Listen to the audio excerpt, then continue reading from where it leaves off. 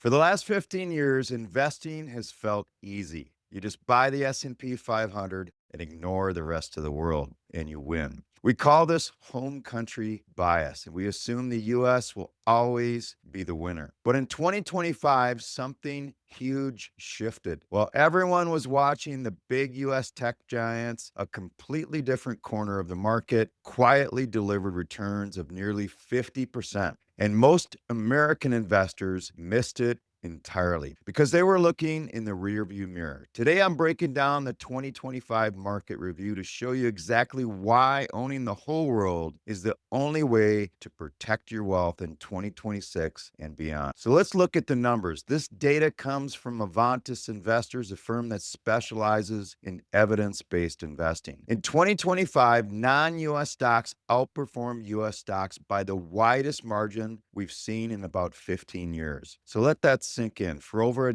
decade, your international funds probably felt like dead weight in your portfolio. You probably asked your advisor, why do we own this junk? Why don't we just put it all in the S&P 500? Well, 2025 is why.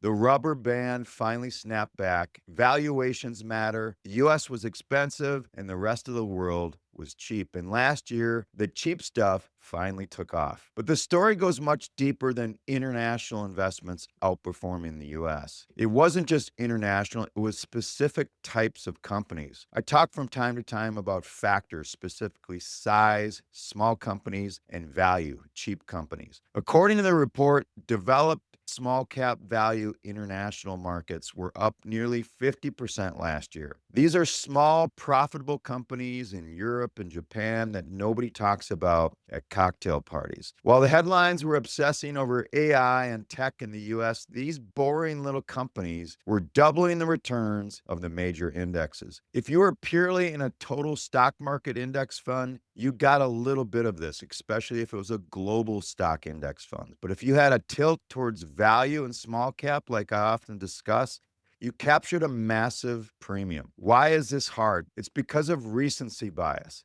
Human beings are wired to think that whatever happened yesterday will happen again tomorrow. The US won last year, it will win this year. International lost last year, it will lose this year. This causes massive financial anxiety. You end up chasing returns, buying high and selling low. Real peace of mind, real financial health comes from knowing that you own the winner before it wins. By holding a globally diversified portfolio, you didn't have to guess that 2025 would be the year that international small cap or developing markets would outperform. You already owned it. You just had to be patient enough to let it work. The question is, what should you do now? Investing in the rear view means that you don't just look at last year and put all your money in international small caps this year because they did so well last year. But valuations are still attractive in international developed markets and emerging markets. So does this mean you should dump your US stocks and go all in on developed markets or emerging markets? Absolutely not. This is just chasing returns in the other direction. Here's the fiduciary lesson from 2025. Check your home country bias. If you're 95 or 100% invested in the US, you're taking a massive risk that the US will stay on top forever. 2025 proved that doesn't always happen. Consider tilting your portfolio towards value and profitability. These factors have historically paid a premium over long periods of time, and they shined brightly last year.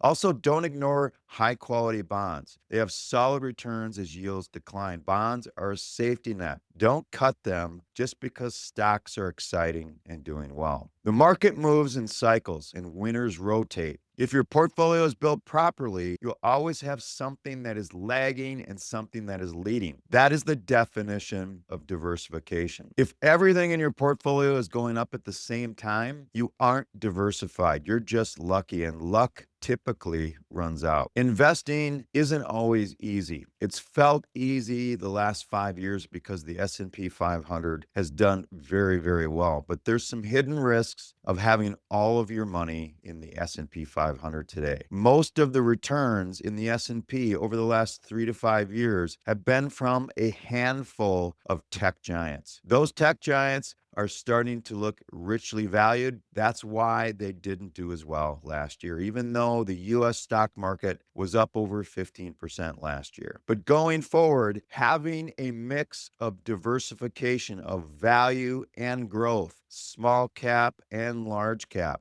and international and emerging markets is going to be crucial for you to achieve the goals you want to achieve over the next 3, 5, and 10 years and beyond. A properly diversified portfolio includes global diversification. Pull up your brokerage account. See how much exposure you have internationally. If you have less than 10%, it's time to start adding more international. You don't need to do it all at once. Add 5% a quarter until your allocation of international and developed markets is closer to 20%, and emerging markets 5 to 10%, depending upon your stage of life and risk tolerance. And I would love if you made a comment on this episode. And for those of you watching, if you'd like a complimentary portfolio analysis, the first 5 people that type in the word portfolio in the comment section below will get a complimentary portfolio review. Once again, this is Brian, the Wealth Decisions Guy. Thanks for listening, and I hope to see you next week.